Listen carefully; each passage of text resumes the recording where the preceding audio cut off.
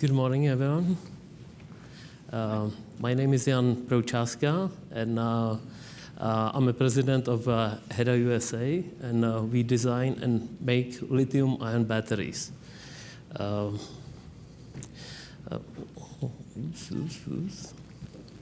Let me start with a short video just to give you an idea of how our company works and what we do.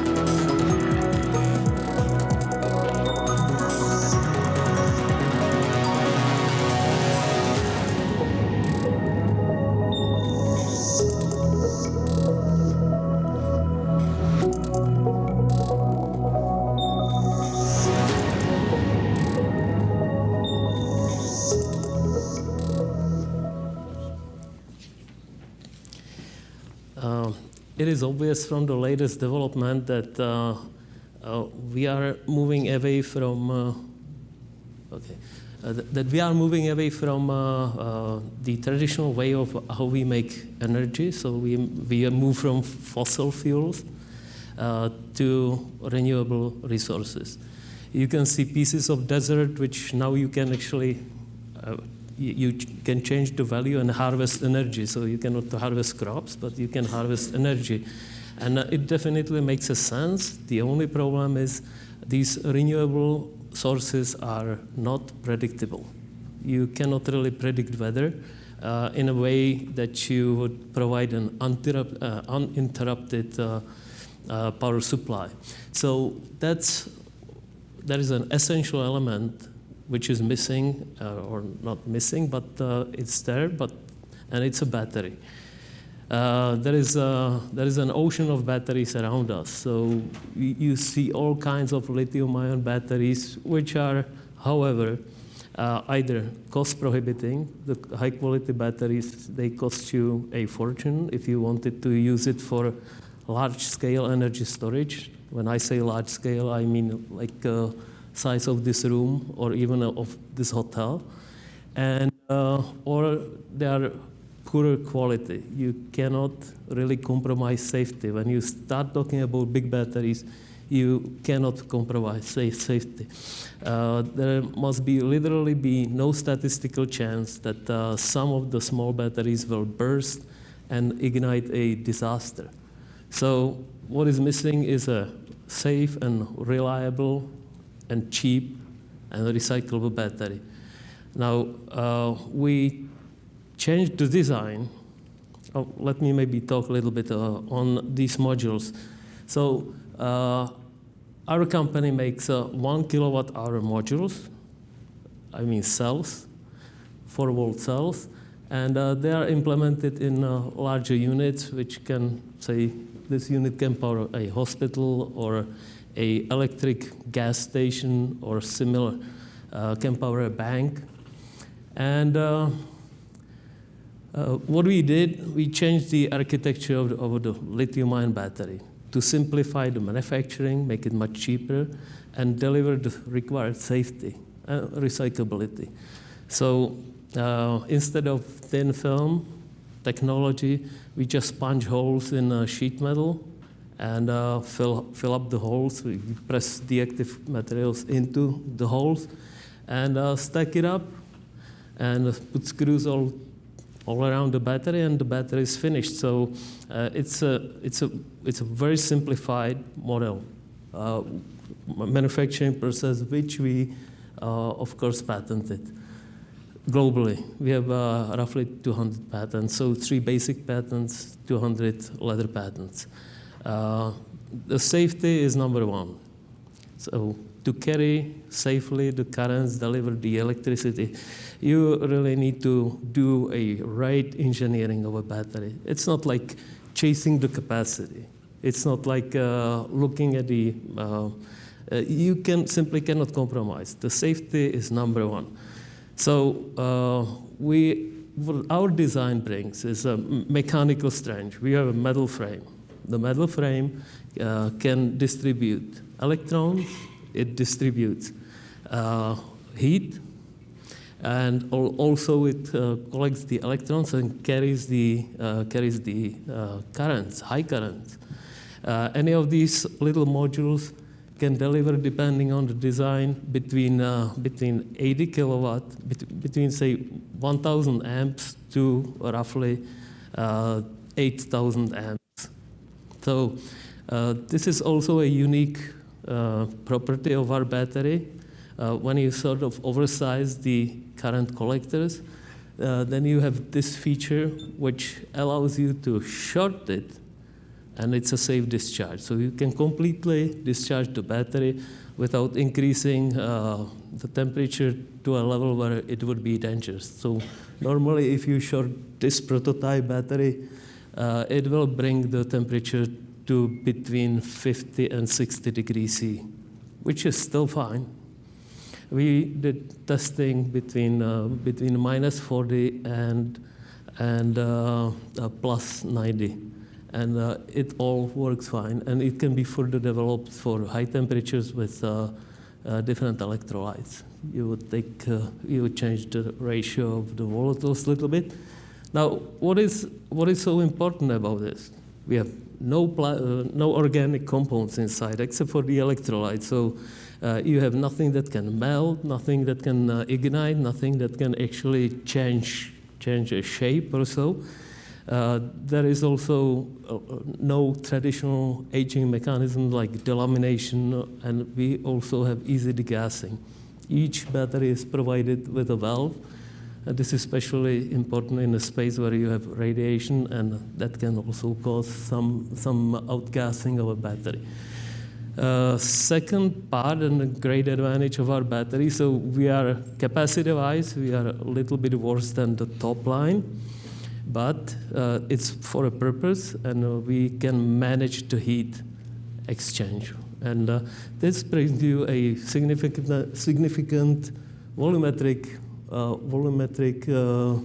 advantage. So when you compare our 1.2 megawatt hour module, which is dense and assembled really dense, and the traditional way of putting 2 megawatt hours energy storage together with all the cooling and wiring, then it is obvious that you can set such a model, even though it's heavy, but you can set it on the curb, or you can set it in the gas station. You can just use it with a crane and manipulate with that. Essential feature of our battery technology is the same way how we assemble, we can disassemble and fully recycle everything that's inside. So you can get copper, you can get NMC, cobalt, everything is fully recyclable and can be put in a battery, in a new battery. There is no one-size-fits-all battery. So every battery has to be specifically engineered for specific applications. And that's what our prototyping center is about. And in addition, we have a, mainstream of, solutions that can cover about 95% of the applications and depend on thickness of the electrodes. So we have 0.5, 1, 1.5, and 2-millimeter electrodes, and they can be used for high-power batteries as well as high-capacity, cheap, very cheap batteries. There is a large number of applications that you can imagine now. So you can stabilize solar farms, wind farms. You can put our batteries as a replacement of lead acid in banks, in hospitals, for the standby batteries, using the same electronics, which is important. So there is a really large number even of applications, even in transportation, where we can deliver starting batteries as well as battery balance chargers. All these applications are, of course, also viable for NASA. You can improve your energy management or something. But there is also a lot of other applications in NASA. Whenever you look in NASA, there is a battery somewhere. All these it starts with launching to space, where you need to start electric pumps, and they are battery powered. So you literally need a battery for many, many applications in NASA.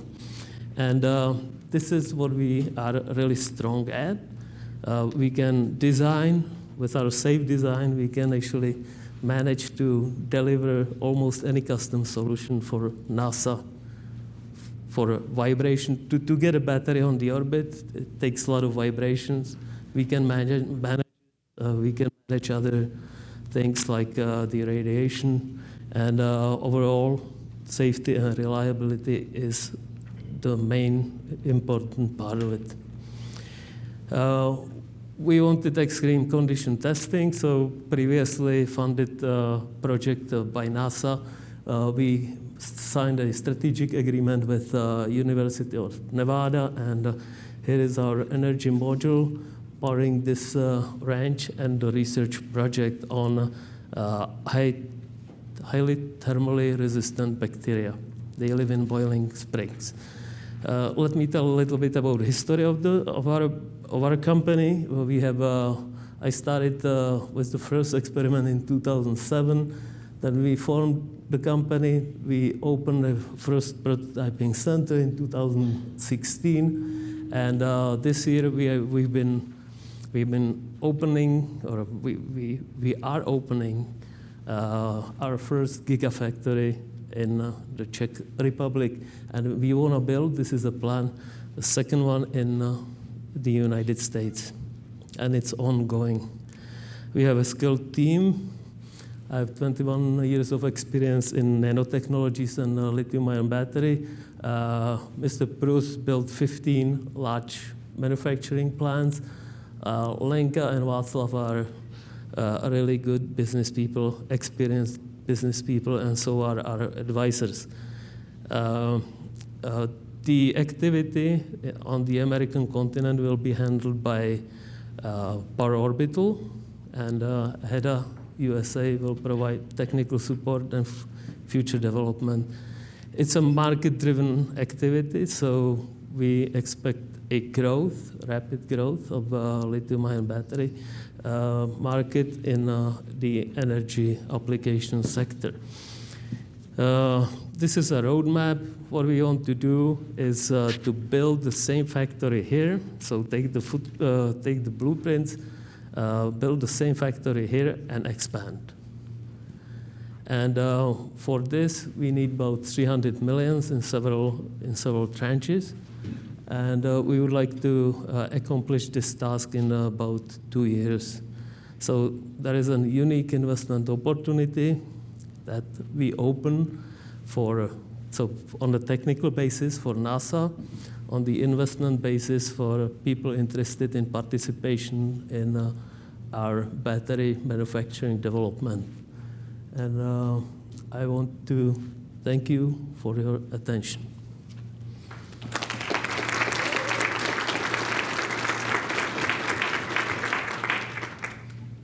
I have one question for you.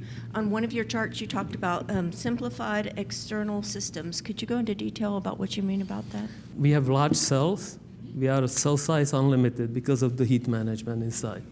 So we don't need to really take thousands of small batteries to build the bigger batteries and all the management system in between. So we make cells which are up to 100 kilowatt hour each, 2 contacts. And they replace 10,000 of small batteries with 20,000 contacts. And contacts, that's a nightmare. So it's simplified. Thank you. I was going to ask, considering that it looks like you're going into competition with Elon Musk and Tesla, do you see supply chain choke points for the raw materials for your batteries, like the lithium? Can you please say it again? Okay. Do you see choke points? Do you see issues or problems with actually being able to acquire as much lithium and potentially other exotic materials to be able to make these this amount of batteries? No, 1.2 gigawatt hour is really a small capacity to worry about the active materials and lithium shortage. Was it a question, right? If you make a lot of lithium-ion batteries. Yeah, but when you look at 1 gigawatt hour, it's only about 3,000 tons of active materials. So that's a spit in an ocean. But we want to expand, and then it will become an issue. Yeah. In your video, you discussed that y'all tested it 2017, I think it was. Did you do any thermal runaway work? We have no thermal runaway. There is only little time to actually show all the features. But when you go to our web, you see that even pounding with a 20-pound hammer on hammering actually the battery for 10 minutes will not interrupt the function, even though the battery doesn't look very attractive afterwards. But the concrete block underneath just cracks, is falling apart. So safety is the #1 feature we promote here. We drill through it, we shoot through it.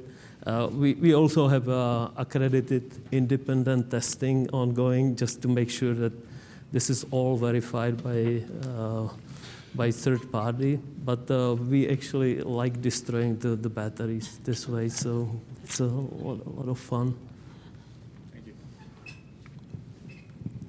Would I be correct in assuming that a big part of your technology is thermal management? Is that a big part of what you're doing, is your thermal management systems? And how would that translate to, say, the moon or Mars? Normally, you take care of the thermal management on the outside of the battery. So you assemble, and it's a standard system, so you have those small cells. They are 2.2 millimeter apart from each other, and you just run air or liquid cooling through them. We cool the battery inside. So we have actually incorporated, the electrodes are robust and metal, so they are part of the cooling system. And for the large scale batteries, like 100 kilowatt hour, you need to run and circulate electrolyte through it, but not around it. So we use electrolyte and internal openings to cool the battery inside. And we have patented it globally.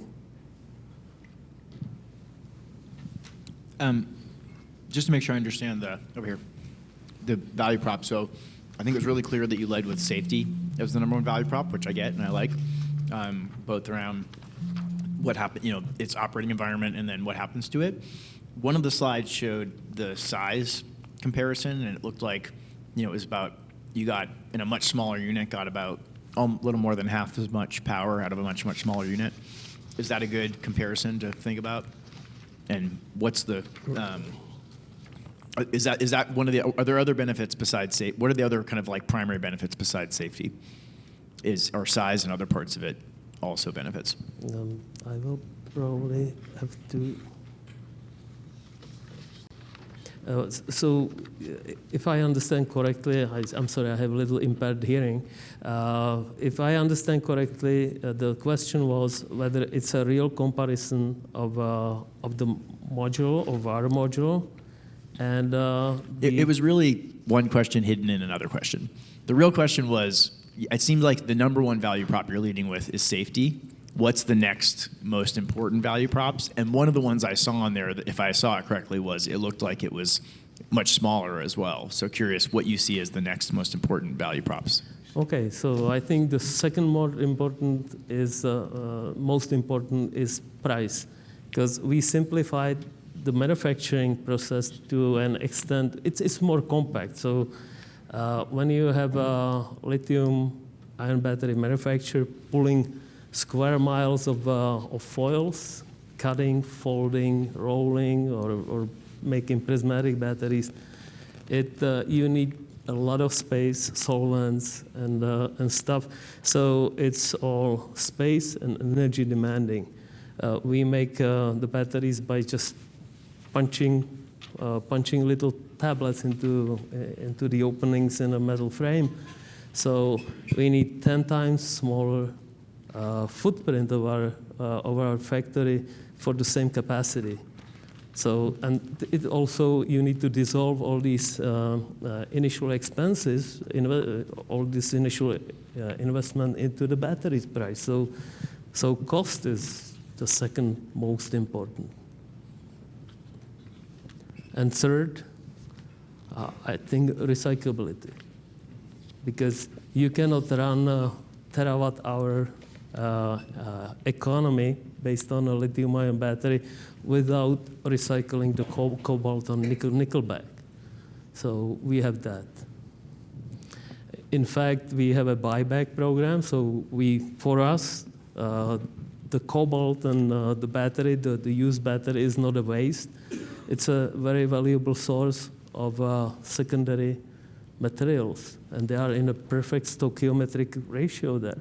So we just leach it, precipitate, wash it, calcine it, and a week later it can be in a new battery. So that's another essential. I have a question for you. How does it compare performance-wise? So cycle life, discharge profile, charge profile, how is it comparable to maybe someone else's product? Cycle life really depends on how deep you go. So if you use this type of battery as lead acid, you have roughly 500,000 cycles. If you use it as a deep charge and discharge, so 100%, you have roughly 1,000, 1,200 cycles. It's slightly better than the existing lithium batteries, but same materials, roughly same cycle life.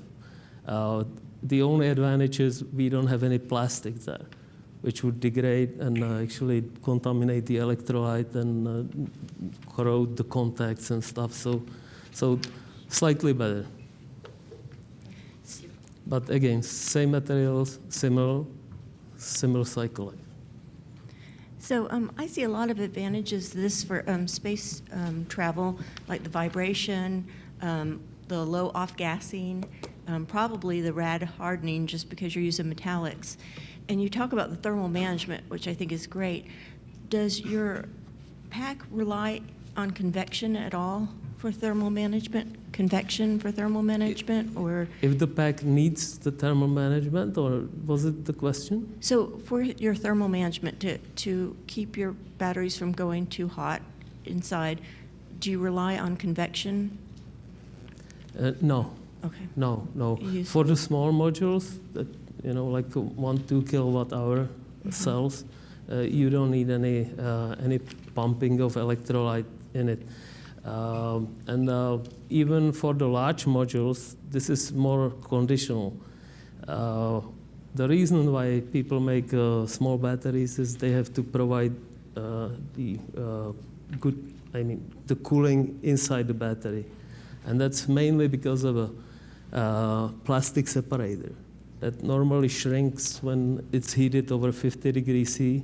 So anytime you overheat the battery, you create a permanent damage. But we don't use those.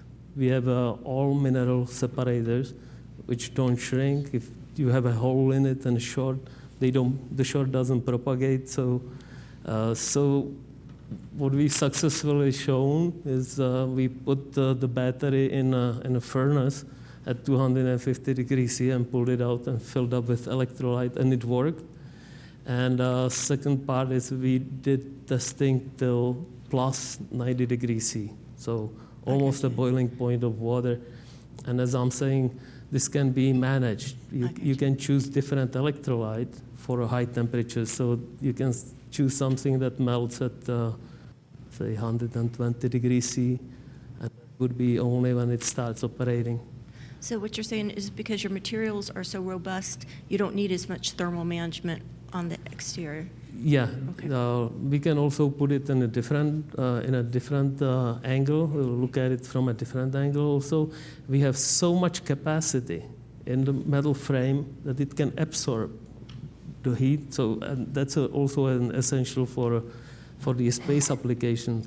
If you insulate it, if you insulate the battery, it just say each cycle it will generate about 3% of energy will be transferred into the heat, and that can keep the battery alive for a long time.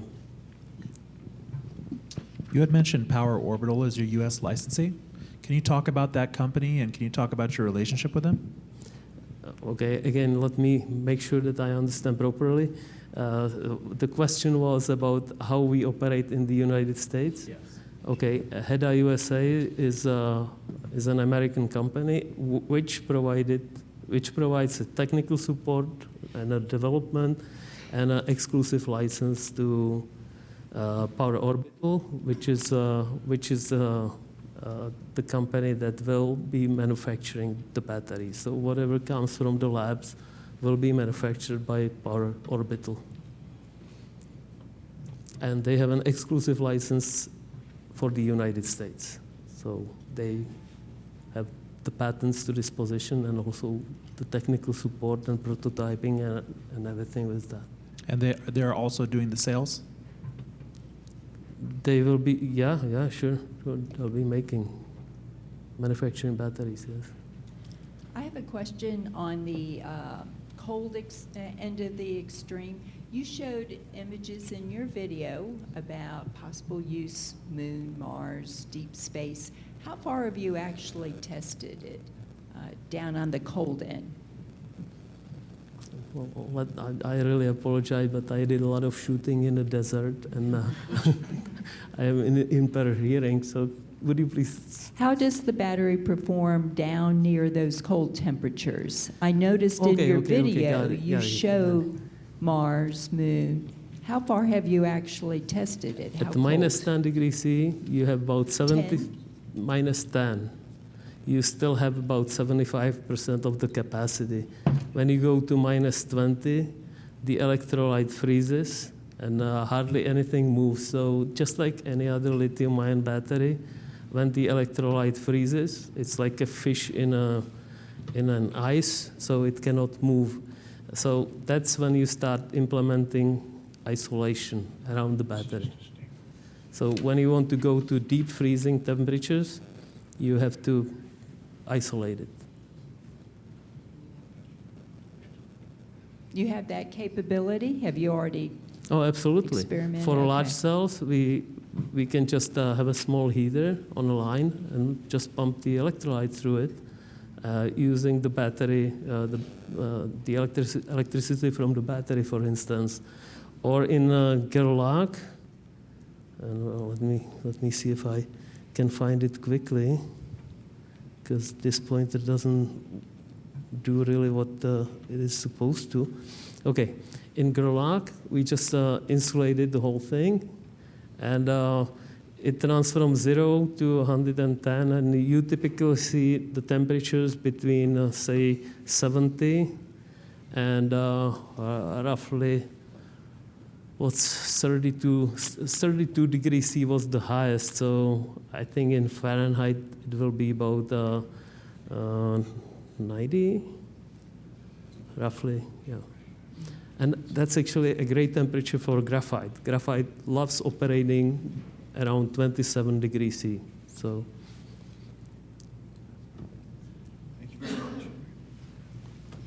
Thank you.